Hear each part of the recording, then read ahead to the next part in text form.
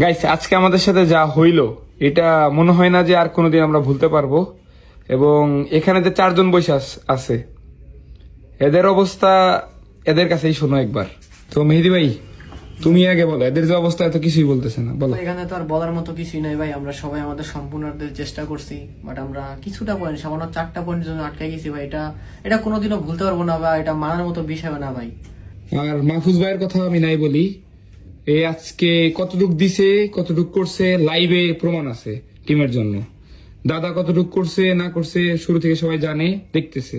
এবং সর্বশেষ যদি আমি আলিফের দিকে আসি, 1.5 মাস যাবত পিসি থেকে ফোনে শিফট হয়ে কতটুক করছে না করছে, আফসোস ছাড়া এখানে কোনো বিকল্প আমি পাইতেছি না। মাত্র 4 পয়েন্টের জন্য নাকি আমরা ইন্দোনেশিয়ার জন্য কোয়ালিফাই হইতে পারলাম না। পারমুডা খারাপ, আমাদের পারগেটের খারাপ, সোলারা খারাপ। এই 3টা ম্যাচ খারাপ খেলেও আমরা 5 পয়েন্টের জন্য টপ 2 হতে পারিনি। আর আপনারা আমাদের অনেক বেশি সাপোর্ট ভালোবাসা তো দেখাইছেন, আমি জানি আমাদের থেকেও কষ্ট আপনারা বেশি পাইতেছেন। মাত্র 4 পয়েন্টের জন্য নাকি আমরা এই ওয়ার্ল্ড সিরিজের জন্য কোয়ালিফাই করতে পারলাম না। তো এখন জিনিসটা ভাবেন, 4 পয়েন্টের জন্য আমরা ইন্দোনেশিয়াতে যেতে পারলাম না। 4 পয়েন্ট, তার মধ্যে আমাদের 3টা ম্যাচ নষ্ট পুরা। মানে মাথা কাজ করতেছে না, পুরো হ্যাং।